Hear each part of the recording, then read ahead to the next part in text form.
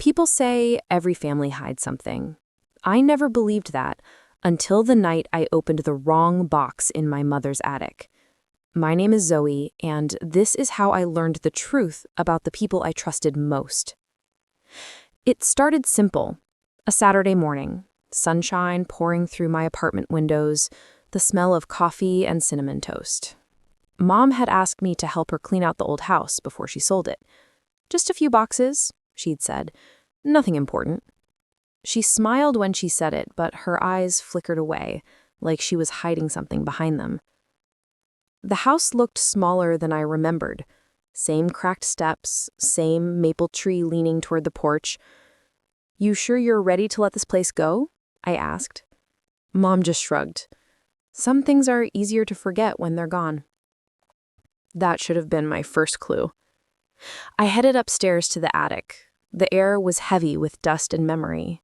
Old furniture draped in sheets, faded photo albums, boxes labeled Christmas and Dad stuff. My father died when I was 12, or at least that's what I'd always been told. I pulled a box from the corner, the one with no label. It was heavier than the rest. Inside, I found a stack of letters tied with a red ribbon, brittle with age. The top one was addressed to Margaret and James Carter. My mom's maiden name was Carter, but James wasn't my father's name. I hesitated, then unfolded the first letter. The handwriting was careful, almost elegant. "You promised me we'd tell her the truth before her 13th birthday." My stomach tightened. I flipped through the rest, each one signed the same way, -J. I didn't recognize the signature, but the words made my pulse race. The truth. Her 13th birthday. My 13th birthday had come and gone a long time ago, and no one had told me anything. I heard footsteps on the stairs. Mom appeared in the doorway, eyes wide when she saw what I was holding. "Where did you get those?" she demanded. "They were just sitting here. Who is Jay?" For a second, she didn't speak. Then she whispered, "Zoey, put them back, please." "Why? What are you hiding?" "It's complicated," she said, voice trembling. "Just not today." That's when I realized she was scared of me knowing. I slipped the letters into my bag while she turned away. On the drive home, my hands shook on the steering wheel. I tried to convince myself it was nothing. Old family drama, maybe someone my parents once knew, but deep down I already knew this was bigger. That night, I couldn't sleep. I spread the letters across my kitchen table, arranging them in order. Each one revealed a little more. A secret relationship, arguments about custody, warnings about keeping her safe. And then, near the bottom of the stack, one line that stopped my heart. "If she ever finds out who her real father is, everything will fall apart." I read that sentence over and over until the words blurred. Real father. So the man buried under that headstone wasn't? My whole body felt cold. The woman who raised me, the memories I built my life on, suddenly they all felt like someone else's story. I picked up my phone and opened the search bar. One name burned in my mind, Jay. Whoever he was, he'd written to my mother for years. And tomorrow, I was going to find him. I didn't wait until morning. By sunrise, I was already driving toward the library in town. Letters stacked on the passenger seat like a confession waiting to be read. The name Jay echoed in my head with every mile. Who was he? A friend? A stranger? Or the man my mother didn't want me to know existed? The library smelled like dust and old wood polish. I headed straight to the records desk. "I'm looking for someone named James Carter," I said, trying to sound casual. The librarian, an older woman with silver glasses, typed the name into her system. "Carter's a common one," she said. "You got a middle name?" "Just Jay. Maybe from this town?" She frowned, then scrolled down her screen. "There was a James Carter listed here about 20 years ago, worked at a law firm downtown." My pulse jumped. "Can I get the address?" 30 minutes later, I was parked outside a brick office building with a faded sign. Carter and Hillman attorneys at law. I stepped inside. The receptionist barely looked up. "Hi," I said, forcing a smile. "I'm looking for James Carter." "You're about 10 years too late," she said flatly. My heart sunk. "He's gone?" "She passed away. Heart attack." She glanced back at her computer. "Why do you ask?" He might have known my family." "You could talk to his partner, Mr. Hillman. Still works here." Mr. Hillman was in his 60s, sharp suit, sharp eyes. He looked up when I stepped in. "You said you're Zoey?" "Yes, my mother was Margaret Carter. I found some letters from James." His expression changed instantly, tightened. "You shouldn't be here," he said quietly. "Why not?" "Because some truths don't heal when you dig them up." "What truth?" I pressed. He sighed, stood up, and closed the office door. "Your mother tried to protect you. James wasn't just an old friend. He was your father's brother." I felt my chest go hollow. "My uncle?" Hillman nodded slowly. They loved each other once, before your mother met your father. But when she married him, James left town. Years later, when your father got sick, James came back." I swallowed hard. "So what happened?"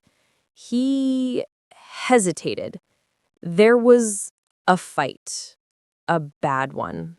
Your father found out. Next thing we knew, he was gone." The air in the room felt like ice. "Are you saying my father didn't die of natural causes?" Hillman's eyes flickered toward the door. "All I'm saying is there were questions no one wanted answered." My hands trembled. Betrayal didn't even begin to describe what I felt. My mother and uncle. My mind refused to finish that thought. "Did the police investigate?" I asked. "They did," he said quietly, "but the evidence disappeared. People got scared. Margaret left town soon after the funeral." He looked at me with something like pity. "Zoey, whatever you're chasing, it's not worth losing yourself over." But I was already lost. I left the office shaking. The cold wind outside felt like it was cutting through my skin. I sat in my car, gripping the steering wheel until my knuckles turned white. My father's brother. My mother's lover. My whole childhood built on a lie. The picture-perfect family I remembered wasn't real. And if James was gone, there was only one person left who could give me answers. My mother. That night, I drove back to her house. She answered the door in her robe, eyes tired but wary. "Zoey, it's late." "Tell me about James," I said. Her face went pale. "You talked to someone, didn't you? Mr. Hillman told me everything, that he was Dad's brother, that you—" "Stop!" Her voice cracked. "Please stop." "I deserve the truth," I shouted. "You don't know what the truth cost us," she whispered. "It destroyed everything once. It will again." Tears stung my eyes. "Then why keep lying to me?" Mom sank into a chair, shaking. "Because your father didn't just die, Zoey. He was killed. And if they find out you're asking questions, you could be next." The room went silent except for the sound of my heartbeat. Somewhere deep inside, I realized this wasn't just about betrayal anymore. It was about survival. Mom's warning kept her playing in my head. If they find out you're asking questions, you could be next. But fear only sharpened my resolve. Someone killed my father, and I was done pretending not to notice the cracks in our perfect family portrait. The next morning, I drove to the county records office. The clerk looked up when I asked for my father's death certificate. She said, "We don't have a copy on file," she said, clicking through her screen. "Maybe it was sealed." "Sealed?" I repeated. "Why?" She shrugged. "Court order. Happened years ago." My stomach tightened. Someone had gone out of their way to hide the paperwork. I stepped outside, phone buzzing with an unknown number. "Zoey Carter?" a low voice asked. "Who is this?" "Stop digging. Some graves don't stay closed." Then the line went dead. For a full minute, I stood frozen on the sidewalk while this city moved around me like nothing had happened. I drove home fast, checking my mirrors every few seconds. Paranoia whispered that a dark sedan was following me. At the next red light, I looked back. Yes, the same car, tinted windows, 2 men inside. My pulse slammed in my ears. When the light turned green, I didn't drive home. I took 3 random turns, sped through a yellow, then ducked into a grocery store parking lot. The sedan cruised past slowly and kept going. Inside the store, I tried to breathe. My phone buzzed again, a message this time. You're making a mistake. No name, no number traceable. My hands shook as I shoved the phone into my pocket and headed for the exit. If someone wanted me scared, it was working.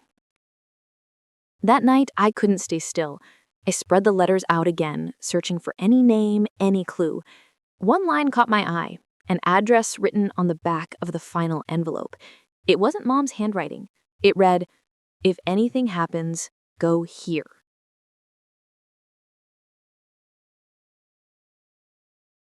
I grabbed my keys. Maybe James had left something behind.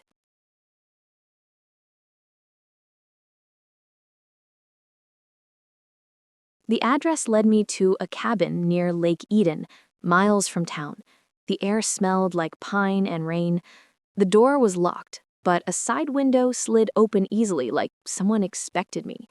Inside, everything was covered in dust, except for a metal box on the table. My heart hammered as I lifted the lid. Inside were photographs. Mom, Dad, and a man that had to be James. They looked almost identical. In one picture, my father's arm was around my mother, but James stood behind them, expression cold. Under the photos was a small flash drive labeled Proof. I slipped it into my pocket, every nerve on edge. The flash drive sat on my kitchen counter like a ticking bomb. I stared at it for almost an hour, every part of me screaming to plug it in and terrified of what I might find. Finally, I couldn't wait any longer. I slid it into my laptop and held my breath. The screen flickered, a single video file appeared. Carter House, August 19th. That was the night my father died. My throat tightened as I clicked play. The footage was grainy, black and white, security camera feed from inside our old living room. My father sat in his chair, holding a glass, staring toward the door. The timestamp showed 10:42 p.m. Then the front door opened. My mother stepped in, and behind her, a man who looked just like my dad, James. My pulse thundered as I watched the 2 men face each other. The audio crackled, then cleared. My father's voice was low but shaking. "You couldn't stay away, could you?" "She called me. She needed help." "You mean she needed you?" My mother tried to step between them. "Stop this, both of you." "He took everything from me," James shouted. "The firm, the family, even you." "You left," my father yelled back. "You always run when things get hard." "Not this time," James said, and reached into his coat. I gasped. The camera shook slightly as the 2 struggled. A flash. My mother screamed. My father fell. James froze, staring down at what he'd done, then ran. My mother dropped to her knees, blood spreading across the floor. The sound that left her throat was half scream, half broken whisper. "No, please, no." I covered my mouth, tears burning hot. My father's death wasn't an accident. My uncle had killed him, and my mother had been protecting me from that truth ever since. The video ended. I sat there in the dark, shaking, the only sound my own heartbeat. Outside, rain hammered the windows again. It felt like the world was punishing me for watching. I picked up my phone and called Mom. She answered after one ring, voice trembling. "Zoey, I saw it. I know everything." Silence. Then she said, "Where are you?" "I'm home. Stay there. Please, I'm coming." 15 minutes later, headlights flashed outside. She came in drenched from the rain, eyes red and wild. "You weren't supposed to see that," she said. "You lied to me my whole life. You let me mourn a man who never existed, while his killer was your secret. You think I didn't suffer? I buried the man I loved and kept his brother's child safe from the same people who made him pull that trigger." "What people?" "The Carters. Your father and James worked for a corporate firm tied to dangerous investors. When your father threatened to expose them, they used James's jealousy to destroy him. So it wasn't just a family feud, I said, voice cracking. It was murder, for money. Mom nodded, tears streaming down her face. I stayed silent to protect you. They think you're gone from their world. If they realize you know, they'll come after you too. I stared at the flash drive still in my hand. This is proof, Mom. We can end it. Zoey, no. But I was already dialing 911. I told the police everything, the letters, the firm, the recording. They took statements for hours. When I finally walked outside, the first light of dawn was breaking through the clouds. It felt like the house could breathe again. Mom stood beside me, exhausted but free. You did the right thing, she said quietly. I just told the truth, I whispered back. Weeks passed. The investigation uncovered everything. The Carter firm, the cover-ups, even the hitmen who'd followed me. My uncle's name became a headline. My father's death reclassified as homicide. But closure doesn't mean peace. Some nights I still hear that sound of a gunshot. Some nights I see both of their faces. Brothers divided by love, pride, and secrets. I've moved on now, mostly. I sold the old house. I changed my name. But every time I look in the mirror, I see both of them in my reflection. The man who gave me life and the one who took it away. And I realize the real betrayal isn't what they hid from me. It's what they turned me into. The last Carter to tell the truth.